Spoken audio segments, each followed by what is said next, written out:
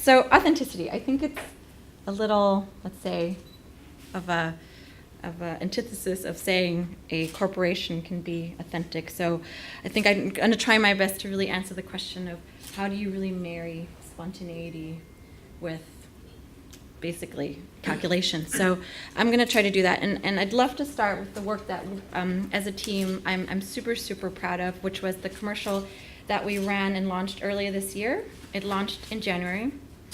We went on to Cannes and won the Grand Prix for it, which I'll also talk about a little bit and why that was and why that was so important to us. This will be one of the videos I will show today.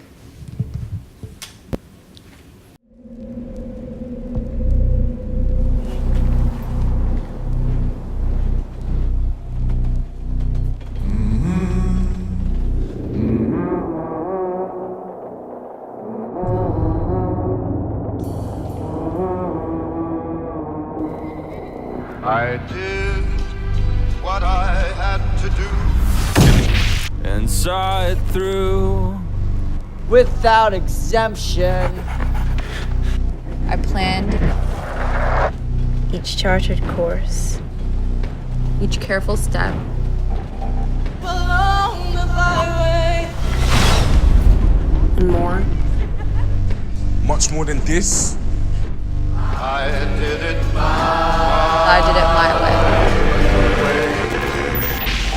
Yes, there were times, I'm sure you knew, when I bit off more than I could chew. But through it all, when there was doubt, I ate it up and spit it out. I faced it all, and I stood tall and did it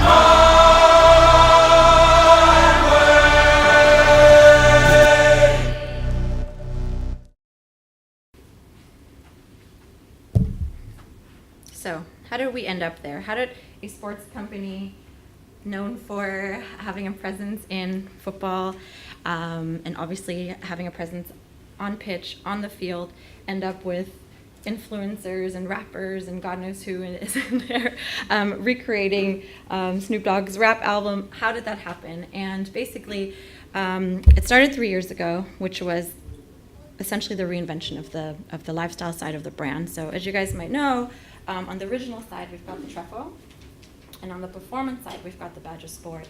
The two sides of the brand are very much entwined with one another, but we definitely are able to push things a little bit more on the lifestyle side. And obviously, our vision is to become the most influential and connected in sports, urban, and street culture. And throughout the years, over the past 3 years, we've really been able to tap into something that's really important to us, and that's culture. And that's always sort of the question. It's like, what's the backbone of everything that you guys do? And essentially, it is culture. And within that, we always talk about this word of like, it sounds very heady, but it's, motivating the creative struggle. And by that, all we really mean is saying, we ask our consumers to challenge the status quo, and we ourselves challenge the status quo.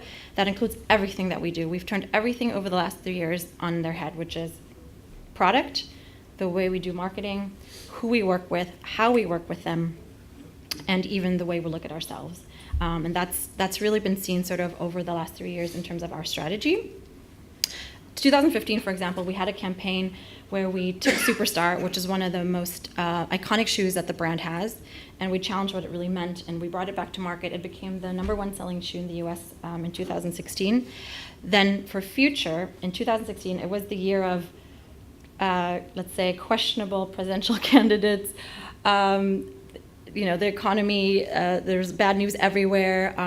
Everything on TV was sort of talking about how the future was going to end, and it was really an insight for us to say, millennials don't care, because essentially all they care about is, what does that mean to me? And so we wanted to really challenge what future meant to our audience. And then this year, we took a look at ourselves and said, what else can we challenge? What else is left? And we wanted to challenge essentially our mindset and how we approached, like I said, everything we do, from product all the way to communications. And and it worked. So, for example, we've exceeded our 2020 sales goal 4 years ahead of schedule, which is amazing. I mentioned already the Superstar was the #1 selling sneaker in the US, and in the US alone, we grew 82%, a time where people are saying there's no brand loyalty, people don't care about brands, they just, obviously buy into silhouettes or whatever's on the latest influencer. I know it's a word we use a lot. It's something that we definitely saw a lot of growth in. And we also won the respect of our peers. Some headlines in there for you. I wouldn't be doing my job if I wasn't doing a little bit of gloating, and essentially we went to Cannes and we were able to really make a statement with the brand film that you saw. So, authenticity, what does it even mean? I mean, when you think about authenticity, words that come to mind are like someone who's credible, maybe even mysteries in there, someone that has the je ne sais quoi. So even if you think about it, it could be attributes that are quite human, things that are tied very much to a person rather than a corporation. And even standing up here talking about it is a little silly because it's like trying to explain how to catch lightning in a bottle. So doing my best. But essentially, I think the heart of it all is kind of saying, what are these attributes and what are these factors that really contribute to sort of this authentic feeling? And I think in order to really understand that, we kind of have to understand who the enemy of authenticity is. And by definition, I think corporations tend to be that. Obviously, we've all got, lots of, let's say, masters, cooks in the kitchen, a lot of like internal politics that we have to deal with, I think, in our work and in our teams. And obviously that takes away spontaneity. That takes away sort of, let's say, quick decision making. And a lot of times, unfortunately, we are so, let's say, obsessed with data and data-driven, and obviously there are budget justifications that we all have to answer to. And then, and what's the ROI? What are the KPIs? Like, those are the things we always have to ask ourselves. But I'm going to give you a little story. So for the brand film that you saw, I won't discuss how much it cost, but I will say our finance department wasn't happy. And what that means is that I had the pleasure of trying to justify something like that to people that saw nothing but Excel spreadsheets, numbers, and obviously P&Ls. Lucky for me, it is my boss who is on the line for this and not me. However, instinctively, taking a song like Frank Sinatra's My Way, as you can imagine, is very expensive, and it is not something that you can justify to a finance department. So in and of itself, we made decisions that were, in essence, wrong, incorrect, and don't have an ROI tied to it. I mean, we justified it by saying we think it's the right thing to do, and that's all we've got for you. So again, I have someone who works with me, who is my boss, who's very, let's say, supportive of the work that we do, and she does understand that sometimes we just can't explain the inexplicable, and I think that's quite important. So what does that really mean from an organizational change? One big takeaway that I would say is we have allowed ourselves to really behave like let's say, a small brand, so to speak. And I think in small brands, you really still have the luxury of working on intuition, making decisions based on your gut, and really being spontaneous. And I use the word spontaneity a lot because, one, because of the bandwidth and the workload, a lot of times we don't have a lot of time to make decisions, but two, really allowing for that space to make those quick decisions and really working on things that are topical and relevant is quite important. So in order to do that, unfortunately, there's a lot of, let's say, political onboarding that happens.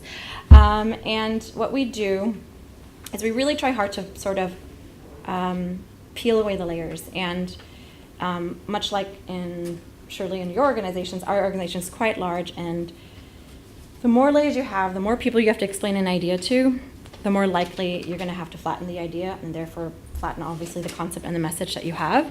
So we try very, very hard to not do that. So a big takeaway really is about acting like a small brand, and allowing space to make decisions. So a couple ways that we really do that is how we work with our partners. So for example, a lot of these faces are famous, but for every Stan Smith, Kanye West, Alexander Wang, and Pharrell and Kendall and Jürgen Teller, we've got 50 that are up-and-coming influencers, that are creators that no one's heard of, people really believe in.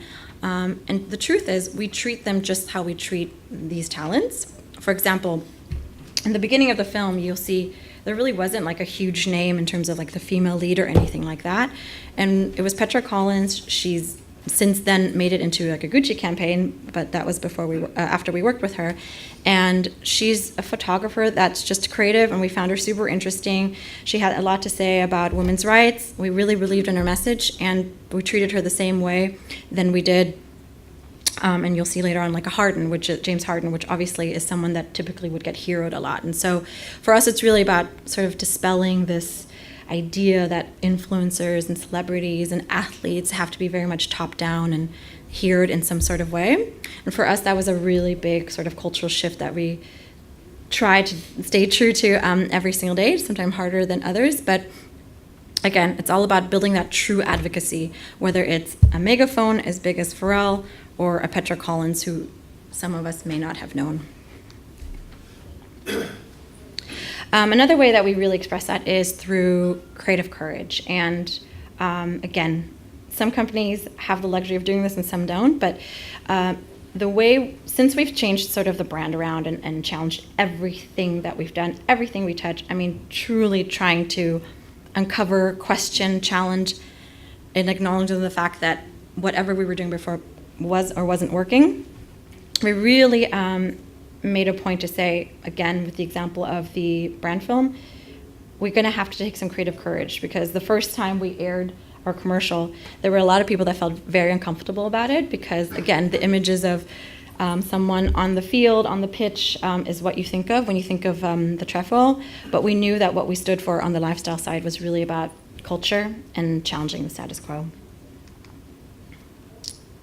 And last but not least, really allowing for that freedom to create. So again, it's not something that every company can allow, but if you do, let's say, most of the time what you're supposed to be doing, which is, yes, there are business realities, yes, there are still KPIs that we need to address, sales objectives, we know those are there, but I think in the moments that it matters, in those peak conversation pieces, if we give ourselves the freedom to create, we really allow for sort of this approach that is quite memorable, and then that's what we did with this film. So start yet. Let me do this.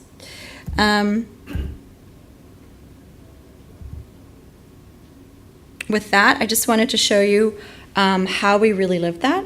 So we always talk about challenging the status quo, and the one thing that I mentioned in the beginning about originality was when we challenged ourselves, we thought, well, the word original is quite, let's say, a daunting word, and we wanted to really challenge what that really meant.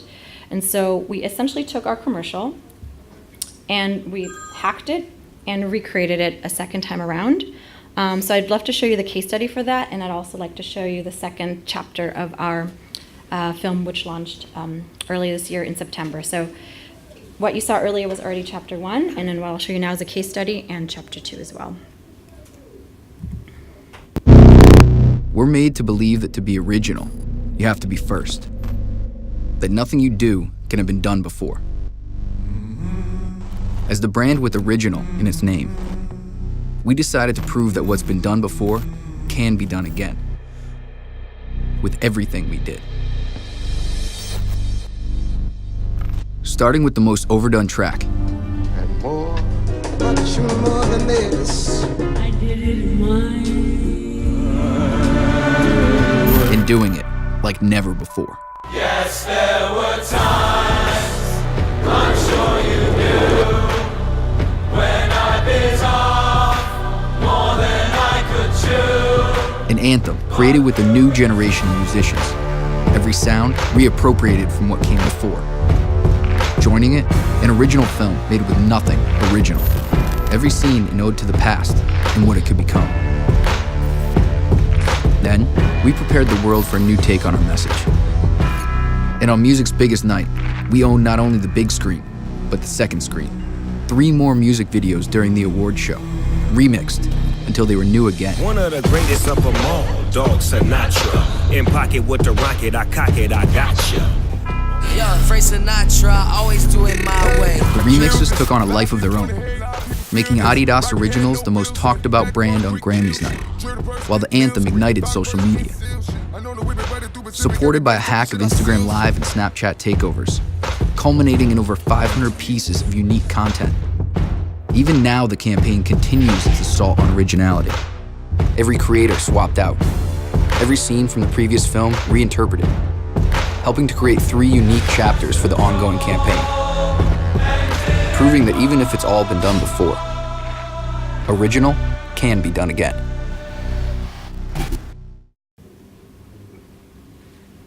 So my biggest claim to fame to date is the fact that after we aired the Grammy spot, Frank Sinatra tweeted from his grave, which is, it was obviously his camp, but we also had Nancy Sinatra tweet, which is really exciting for us. The family wrote us a really, really kind message, and they were so happy that we were able to take something so near and dear to their heart and essentially brought it new life. But again, I think this will be sort of go down in history as one of my favorite moments of my career. With that, I'll leave you with the last chapter. As you'll see, we've taken and ripped ourselves off and fully recreated the commercial from earlier this year and swapped out some talents. Some you might know more than others, and here we go.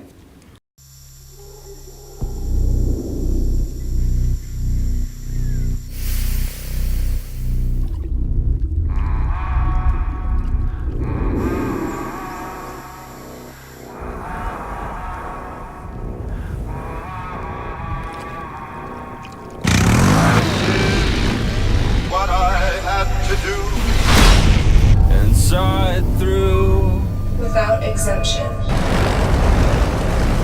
I planned each charted course. Each careful step. Along the highway. And more. Much more than this.